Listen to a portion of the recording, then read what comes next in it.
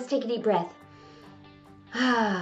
Most of us take that ability for granted, but the woman in today's story, Dr. Alma Andresen, does not take that for granted. Now, she's not a chiropractor. She has doctorate in economics and social sciences. She's a chiropractic patient and has been for many years. So she tells her story of how chiropractic has improved her life in many ways over the years, including helping her to be able to breathe, and then many different facets of how she got to where she is today. It's an amazing story, and I'm excited to share it with you today. I'm Jenna Quinton, founder of Adjust Your Media and host of What Chiropractic Doesn't Cure, Stories of an 8 podcast. And this is another in our special series of interviews done in Majorca, Spain at Dr. Mark Styers' Discover event. So enjoy, and be sure to always look in the show notes for links for more information. Okay, so I would love to know your story. How did you find chiropractic, or how did chiropractic find you? Yeah, okay, of course. Thank you. Thank you for the question. 2009, at that point, I was in the military officer, and we had one exercise, didn't went so good, and I hurt my back. So the physiotherapists and the doctors and so on trying to save all these things, but it was really, really painful. And my father was at Mark's practice and done some things. He was like, go for that. But I was really like waiting. It was so new, and it was like, I had chiropractic. Are there doctors? Are there not? Because you're like, I was very, very young and like didn't know anything about that. And when you have pain and you don't know anything about this topic, you're like very, like, like asking questions. So I went there, but I was like really, really late because Mark didn't say that, but I decided for me that it was a bit late. He done amazing things. He took me always the pain out of me for a couple of hours, not completely, but it was like a relief for me. And yeah, I was like 29 and I was like, no, go again to the doctors.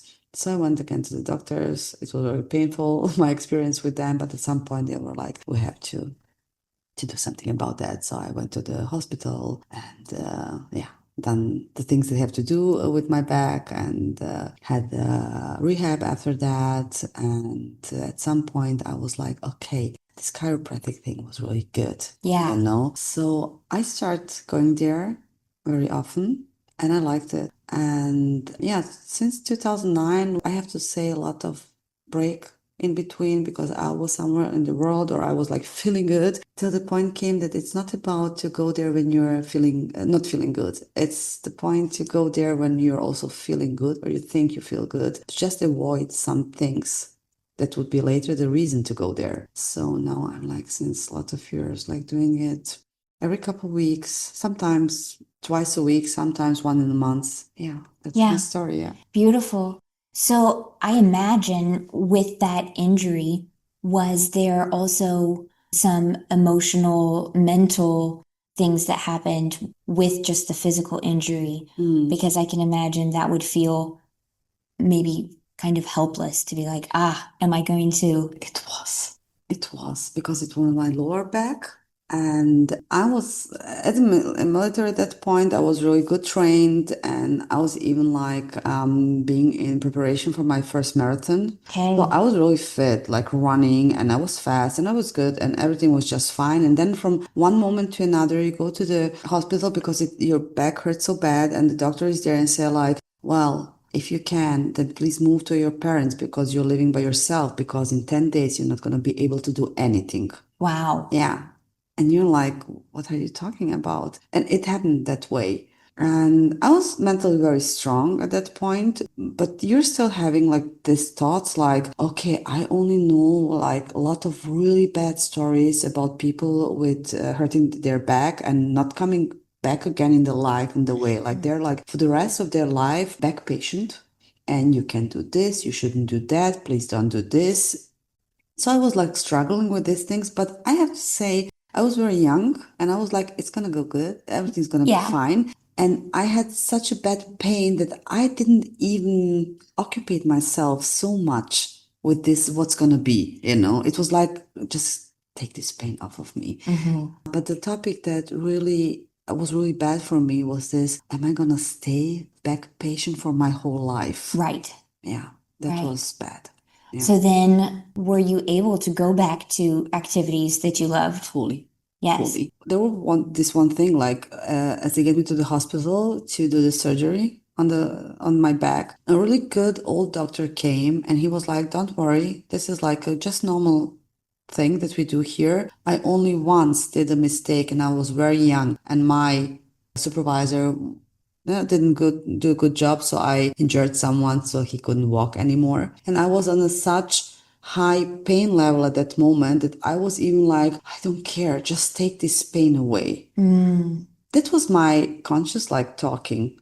And my subconscious obviously was really, really annoyed about this idea I would go in a wheelchair. Right. Because like to marathon to the wheelchair, like within months. And how I know that is that after the surgery was and everything, they're waking me up because they had to wake you up out of the anesthesia to see if you can move your feet, like perhaps to be sure that they didn't injure any nerve, Right. and also that you can walk. And while they were like waking me up, I already like doing this with the feet. And normally they have to wake you up and then in this in this stage, like, please do something with your feet, and you're like somewhere else, and they're like, it's like long process. And I was like sleeping and doing what because I was so full of this, like, please don't. Yeah. I didn't know it till this Absolutely. moment. Yeah. Yeah. No. That's so good. Yeah. So then, if you tell us more about what happened in your life, were you still in the military after that? Yeah. Okay. Of course. Yeah, I stayed in the military. I had my rehab and all these things, and I was like kind of lucky, I think, because usually in Germany, at least, they use like a lot of other things to put it in your body, like metal things or an iron or whatever to just put that together, To stabilize. They didn't. They like just cut it out. They told me at that moment like this. So sorry if I'm not saying everything in a proper way. They took my own body fat, put it in my back, and get a laser on that. And they were like, this here can't go out anymore. But the parts above in your spine are now a bit unstable now because there's like not a full organ in your back.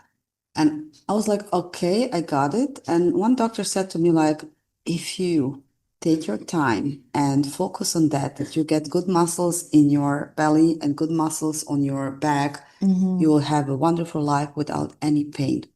And I was like, okay, that's the key. And that was the key for me, really. I never ever had any back problems since I did this thing. Okay. But I was really into it Yes. to do this exercise and so on. I went to military back, of course. We're just working just normal. It took, of course, some time. Yes. It took me like a year to be fully stable again. It sounds like you were also, claimed your own health, that your health was your responsibility. It was my responsibility. And your healing was your own. Yes. Yes. And they told me also, like, on the beginning, it's going to be like really raw and you're going to feel everything that you do. Please don't rotate. Please don't jump. Please don't go for jogging because we have to avoid all these movements.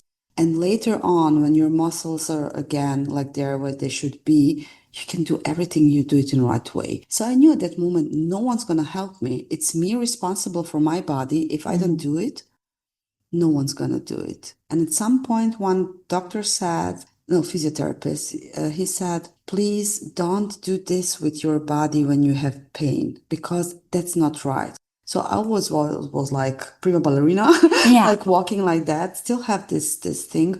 This is this subconscious thing. You have to take your body on this journey and no one's going to do it for yourself. Yeah. And I'm happy that I did it. I do have to ask, did you ever run a marathon? Was that something that you then wanted to continue and you did? I didn't. Yeah. It's a good question. No, I didn't. Yeah. I'm not sure if I'm going to do it one day, but I didn't. Yeah. But if I had this wish, I could do it. But I didn't because I was then in some other things. Exactly. And so on. But I stayed really sporty over the years and also today, swimming a lot, doing good things. And it was a good decision to do that after all. And then, I went with chiropractic to do all these adjustments to have a better feeling, to be healthy, to stay healthy. Well, and like you said, the importance of maintaining your health and not waiting until, oh, I'm bad again. Oh, my back flared up. Oh, now I'm in trouble. Oh, now I've injured myself worse or again. Yes. I love it too that we've been talking and that you became a mother. So I'm curious, was that one of the periods where you were also getting adjusted? This is, yes, I did. Funny story. And my pregnancy, I gained kind of like 40 kilos, like 85 pounds. I was really big girl at that moment. This is my normal way of looking. And I got like 40 kilos and my back didn't hurt at all. It was a lot of water that I got Yes. and a lot of, I don't know, stuff because I wasn't eating that much. And I didn't understand my body at that moment. Sure. And I had this thought at some moment as I saw like all this weight gaining, like coming and coming, not stopping. And I still like have 5 months to go. Yeah. I was like, oh, where is this going? And at one moment I was like, what is with my back? And I was like, well, nothing. Everything was really good. So I had an additional injury from the military time under all this weight that we were wearing and so on, my shoulder. And people were adjusting on the chiropractic my shoulder. It was everything just fine because the doctor said like, oh, we have to do some laser things. You have to get injections. We have to do this and that, the surgery and so on. I was like, no, we're not going to go this path again. Yes. And I went to chiropractic and they just adjust my shoulder like twice and everything was just fine. And in the pregnancy, because I was really like gained a lot of weight and always sleeping on the left side, at some point my shoulder says like I'm not coming to this party, and I had really, really bad pain. So again, I went to the chiropractor again. And when you're pregnant, and I was like in the 8th month, and I couldn't like I was holding my arm. I couldn't do anything. Oh, that's miserable. That's miserable. With this big belly and everything was big, and I was like went there and I was like, I hope they can help me. Because when you're pregnant, you don't want anyone to touch you, at least at me, you know? So I went there and the guy was like really good. I was like, okay, now we talk. Because he was like, let me see your back, your spine. If it's from the spine, I wouldn't adjust you now, like 4 weeks before your delivery. And if it's from the shoulder itself, we can. So it was from the shoulder and he adjusted. And I swear, like 15 minutes later, picture from the car to my fiance at that point, like me touching the above my head, like I got it. It's amazing. That's beautiful. Yes. I love that you said like your body could adapt to the changes of pregnancy and do it well because it had this pattern of well-being. Yes, that you had carefully maintained and cultivated. And before my pregnancy, I was often at the chiropractic just because I thought like, do it. I didn't have a particular reason as people do, like, oh, this is painful, I have to go. I was just like, I feel good, I'm fine, let's go for it. So I did it. Yeah. Beautiful.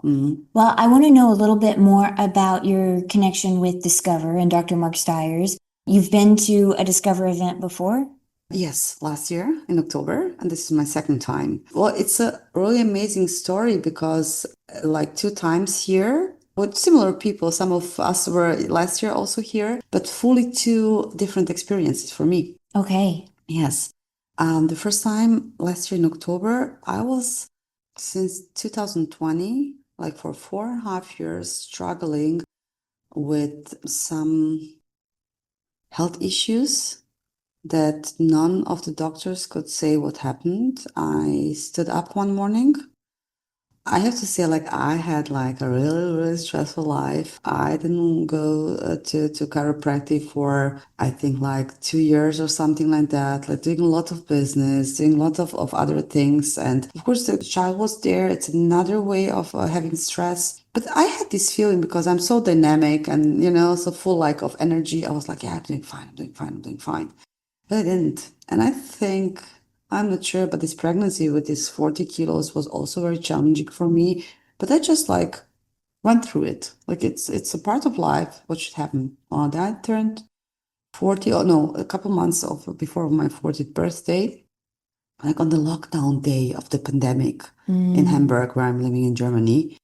They made this lockdown and I was in a really no, I was not happy in my relationship, and perhaps that was the reason why I was like just running into the business and working and Sure. sleeping a lot than the child and everything. And was thinking about that, what to do with that, can I save it? Shall I separate, whatever? And then they lock you down with the same person, you can't go anywhere. You're in the house working online, the child, and you can't entertain this Yeah. child. You have to be home. And I think my body was like, well, now or never. Yeah. And I stopped breathing. Oh. In a mental way. I had like full saturation. My oxygen was very high on the 100%, but I had this feeling I'm sorry, I'm dying. I couldn't breathe. So I had a really hard panic attack. I had really bad pain in the chest and so on. And we had to call our paramedics that they come. Yes. And of course, on the first day of lockdown, you can breathe, so everyone thinks you have corona. And I was like there, and I was like, I didn't think that I have corona. I didn't think that I have stroke. I didn't think about anything. I was like, just like, I can breathe. That was my experience. I didn't think about anything. It was just like, I have to survive. I have a child. Yes. And she was like 2.5 years, nothing. So they came and they were like, yeah, you're breathing. And I'm like, I'm not. Yeah. And then the journey started. To make a long story short, 4.5 years of medication, tranquilizer, because we were very, very fast on the point. I don't have any depressions. I don't have any burnout. I don't have any physical issues at all, because they're doing like MRTs and CTs from head to what all people do on the end. I had a really, really great luck that I had my father, who was like, I'm not going to let you to disappear in this health system that we have between the people who are used to always do the same thing. And they saw like 3 people with something similar, and they're going to go with you this path. Because if we do that, you're going to take antidepressiva, you're going to get some medicine that is not so good, that you're like losing your conscience and so on. What we do, I always have. And I'm very thankful my father for saving me. But of course, you go and you do the things because you have to be convinced that you don't have anything on your brain, on your chest, on your lungs, whatever. So I made all this, and at some point I was like, this is not good. This doesn't feel well, because they were like, I couldn't breathe still, you know. So I have like all this kind of like, let's talk to the psychologist, let's talk to the psychiatric, let's go to some coaches for like life coaches. Yes. Everything. I tried it even. I read so many things, like I'm ready to write my own book. Yes. I went abroad because reading some studies about that it helps when you do it in your mother tongue, because Sure. to go in the emotion, your mother tongue, when you learn this emotion from. So I was like doing it all languages that I'm speaking. Everything helped a bit. Everything helped a bit. And the beginning of those things were that on the next day, as we saw, I'm not going to breathe, let's go and get some medication that I took then for 4 years, tranquilizer that makes you addicted, and trying to get down. It wasn't because I had these anxieties, because you can breathe, so you get the anxiety. Yeah. I have only 4 big panic attacks in that 4.5 years. On the beginning, it was not a nice experience. I don't want to have it again. And then I went for this medication, because no, okay, if I take this one, I can breathe. Okay. So it was a kind of mechanical way of this addiction on it. 2 weeks after this first event, this sensation that I had, I went to the chiropractic, to Mark, and I came in, and he was like, oh my goodness, what happened? Because I had like pain in my eyes. When I see the pictures, that's not what he said, that's what I'm saying. When I see the pictures from this moment, like I'm trying to laugh, like a selfie or whatever, because you try to participate in normal life. But I was working whole time in some way just to have an occupation, because if you don't work, you're focused on your, am I breathing? Am I breathing? Am I Yes. breathing? And I went there, and he was like, oh my goodness. So he started working on me. And I was like, for 16 weeks, puking everything out. I lost 16 kilos, like 32 pounds, because my body was really detox Yeah. during the whole time. At some point, it stopped. And I was like 2 to 3 times a week at Mark's chiropractic practice in Hamburg. I was not asking what he's doing. I didn't have any question. I was like, just do it. Yeah. I think that's a real way to do it, just to trust the process. Because it's not just this adjustment and then your neck is okay, Yeah. you know? It's the process, what happens in your body. That's the way I understand it. And I always say, like, Mark is one of the people who saved my life. He will now say, no, you saved it. Yeah. You know, Yeah. Mark, yeah, it's like, but this is one of the people that I am very thankful and be grateful till end of my life that I had a chance to work with him. Yeah, and then I got really better and better and better and gained weight a bit again. I was healthier, but this thing stayed that I was like still like cannot breathe. Less, of course, over the 4.5 years. No one knew on the beginning you were gonna survive this. You know, it was Right. like really, really dramatic moments. I was sure I will, I thought. Like, but the people around me who were watching this suffering were like, oh my God, even she is not gonna, I'm not sure. No one told me like that. No, it's good. But afterwards, as I was like healthy again. Yeah, and last year in October, I knew this gonna be here and they invited me also. And I was like, I'm gonna go for that. Yeah. My project just was finished and I was like, I'm gonna take October free and the week I will come to Mallorca and do this thing here, this cover. I didn't know what's gonna happen. It was like healing fast, something about frequencies, something about music and adjustments and so on, and connecting to Mother Earth. And of course, I know what all these things means, but I couldn't imagine what is waiting here for me. Right. I stepped into the plane in the morning in Hamburg, didn't take my medicine, came to Mallorca, stepped out, didn't take my medicine. And now we are in May. I didn't take any medicine since then. And I had addiction. Wow. And it was the best decision I could make. It was an amazing experience. But as I said, the experience for the first time is another than this time. I met really a bunch of really interesting people who were also in chiropractic. But there were like a few of us who were patients that were invited to be part of those. And I experienced like things that I thought like, it's so easy. You know, it's like, it's so easy. Like starting with a day in the morning, like 8 o'clock, going to the beach, doing the sports with sports like movement with Mark's wife, inhaling energy from the sun and from the water. What was new for me, I read about that, but I never felt it. Yeah. And I was breathing. The morning was always for me like really bad because I'm getting up and like, I can breathe. I can't breathe. And this is, I can't breathe for 4.5 years every morning. And you go like downstairs, like, I'm not taking any medicine. I'm breathing. This is so great. I'm so thankful. And then whole day free. And then in the afternoon, we get the adjustments and working with Matthias, really an awesome, awesome singer and performer who was supporting all this thing, still does. And of course, Mark's wife, Susanne, who is also doing some energy things, and Mark with his adjustments. Of course, Katina, who is really an incredible chiropractic. It was the first time to see something. I'm used to Mark and he does a great work, but it was like another perspective to see what is more possible, another way of working. They're both like incredible, and to trust these people who were here. And I was sleeping like a baby. I cried a little bit in between when I was kind of alone, like something has to go out. And I was sure I'm coming again.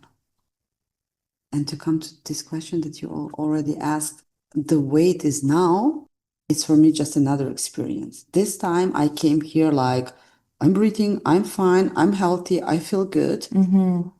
And I'm more like in observing what is happening. and having great fun. I had great fun last time, but I was in another condition. Right. I was more focused on myself and what is happening with me. Is this going to go good? Mm-hmm. Because there's one tiny, really bad thing about this tranquilizers when you are addicted to those, when you don't take them from your body in a proper way, it can happen that you get this rebound effect. And rebound is that you get all the symptoms and a panic attack in my case and everything like in a even worse way than you had it. Mm. But I just like put this medication away and I was like, go with the flow. Yes. And nothing happened. Yes. And this time I'm here like for having good time, doing something for my health, and just to like refresh the things from last year. And I'm sure I will come again when they do it. And I'm very thankful for all these things that happened. Beautiful.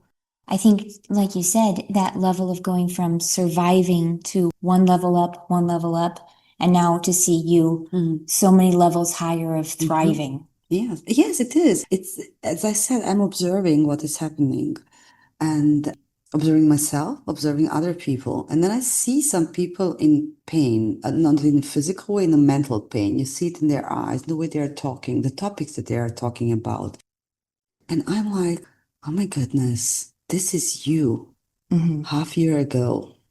This is you. And now you are part of those who are sitting there saying like, everything's gonna be good. Believe me, I had a much, much worse thing than you. Like, you know, like I don't want you to say that what you have is not big enough. Absolutely. But not breathing is really tricky. It It's really tricky. And I don't tell them my story. This is the first time I'm here that I'm talking about that because it's like, this happened. It wasn't nice. I got a lot of strength, a lot of new knowledge for me, for my life. But if I could choose, I would like to get this knowledge by another way without suffering so much, Yes. So I'm like, it's so weird sometimes that I'm now like kind of on the other side, like telling people everything's going to be fine. Yes. This year is amazing. Just like trust the process. And it is a process. And I would do it anytime again without hesitating. Well, you said at one point you could write a book. So when you write a book, Yes. I want a signed copy. Okay, I promise you will. I will think about that. Yeah. I will think about that. The only thing that why I'm hesitating is I think I would like to let some time pass more till I sit down and write because I'm now like just enjoying that that this is not anymore part of my life. So I don't want to think about that, to write about that, to talk about that. Yes. Because I just enjoy. And when I enjoy it so much, I think, okay, you can write now and still enjoy. You're not going to have any issues, but oh my goodness, what was that? Yes. I will. I think a lot of times a love project like that is like a pregnancy, and you go through all of the different stages and progress until it's ready to be born. Yes. Yeah, thank you. It is. Yeah. Thank you so much for sharing. Of course.